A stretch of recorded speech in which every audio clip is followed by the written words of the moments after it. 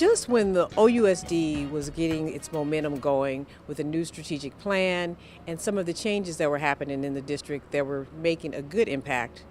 Earlier in 2013, a devastating incident happened right here in the administrative building where district superintendent and board of education had been housed for decades. This building right here actually had a devastating flood right after the holiday break, but there has been so much history in this building. This building, many community meetings have been here, the board meetings were here, people have been honored in this building, but there's also been tremendous devastation here as well.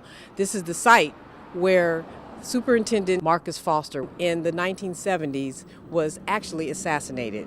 So the blessing in this process is that now this building is no longer where OUSD administration will be, and now they have a new site where they'll be temporarily, and we'll find out more just how that process happened and what OUSD will do next. We are here with the team that made it happen.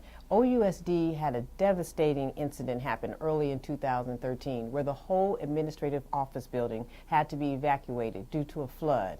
That happened in the middle of the school year. So immediately, district officials had to evacuate superintendent's office, the board of directors' office, and a number of the different departments that run OUSD's main administrative building. We have our legal counsel, Kate Baskoff, who's over facilities legal department, and Jerry Johnson, who's the risk management director for OUSD. Well, tell me what happened when you heard, I saw it all over the news. You know, you get this call, the administrative building, the whole 4 floors are flooded completely, that you can't even imagine that. You were there on the job spot. To manage that risk, we had actually just moved our offices across the street to the new construction at La Escuelita.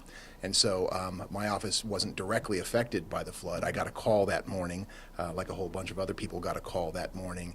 And so my first encounter was to walk across the street and, exactly as Kate described, to watch basically a waterfall of water coming down the front. So there literally was water coming out of the building, out of the doors? The front steps as Really? You walked in. And some of the first indications were we weren't sure if it was a sewer break or what exactly had happened.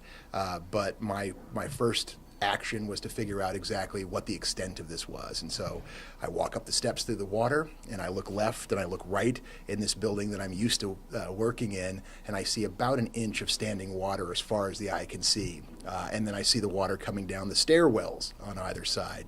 And so I started that process of walking up from the first floor to the second floor to the third floor, and every floor we went was full of water. Got worse and worse. Wow. So all the way up to the 4th floor. And as we ultimately did discover, it was a sink that was left on, a sink that failed, and a sink that ultimately discharged 3,000 or 4,000 gallons of water over a period of 10 or 12 hours that flooded this entire building. So in the months that followed, I know that Assistant Superintendent Tim White was part of the facilitation, because they're facilities, so they were part of the coordination team as well. But how did you get from the old location to then deciding that you need to move to a completely new facility in downtown? Like, what was that process? Because I know at some point all the district offices were all in different locations, so then the logistics now changed overnight for everybody at the district. I think that the initial push, and Jerry can speak to this, was that they had to get into a space that they could be operational, because payroll was coming up the following week, and there wasn't, and you know, if you move into a new building downtown, there's going to be a number of months of lease negotiations and tenant improvements. We can't just find a ready-made spot to go into. So the district had to, look around at excess surplus space that they had and place different departments. And it became, that sort of took on the focus for the first 3 or 4 months as people tried to manage a very spread out administrative office. Right. Situation. When you're used to everyone being housed in one location and then managing that process, now you're in different locations and you have to travel, and it's not as easy as going up and down the elevator. Right. To get to a meeting, sometimes people were driving, 4 and 5, 6 different places within a day just to, get business done. But just like you were saying about it being a blessing in disguise, that building has so much history there. That was the building where many officials have been acknowledged because the board meetings were held there in that building. But then that's also the building where the superintendent in the 70s, Marcus Foster was actually assassinated. Yeah. So I always had an eerie mix about that building in a sense because it was just so much of history, of Oakland's history there. You're all in one location now, and how is that working?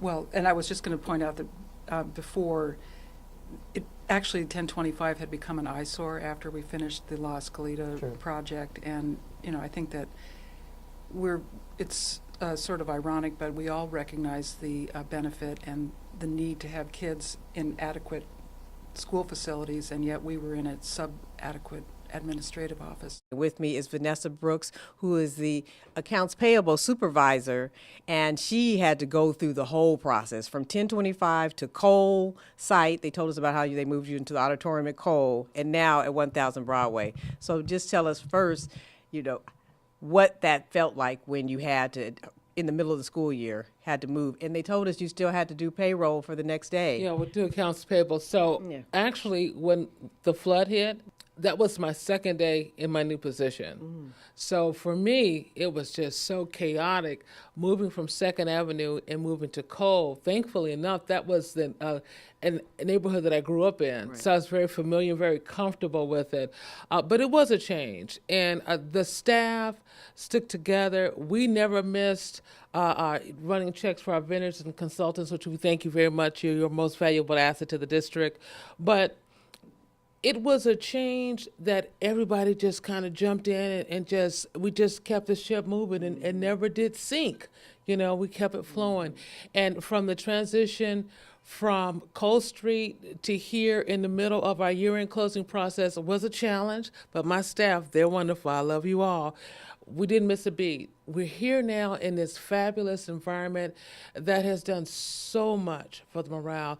It really has changed even how the perception that our vendors have for us. What a commitment of the team to be able to just move through that, meaning that they had to adjust, meaning that all the departments had to adjust and still stay focused on the mission of helping to educate students and provide them with a great school environment. And all we can say is, of course, it's a huge team effort. Right. The two of us, I didn't actually move that many things. You weren't moving? I thought I saw photos. I tried. I moved a few things myself, but it was an incredible effort. That same morning, more than a dozen staff from our custodial services was in that building helping to clean out the water. Within an hour, we had emergency restoration services on site, and Buildings and Grounds was coordinating with them. And like I said, we did conduct that board meeting the following night. Amazing. Right across the street at La Escalita, where the board meetings are still being held during this transition. And that payroll was made so that everyone got paid. Well, that's a high five. That was big. They're like, wait a minute. So that the business of the district could continue. Right. This is Spotlight, and I'm Shonda Scott, your host, and you have been watching our Spotlight on the administrative buildings move at OUSD from the 1025 2nd Avenue, the historic location that had been the district's headquarters for decades, as far as I could remember, and to the new location, actually downtown Oakland at 1000 Broadway. It has been a tremendous year for the district, but there is a silver lining. They have a new office building, and it's a blessing not only to the district, but to the community. Thank you for joining us.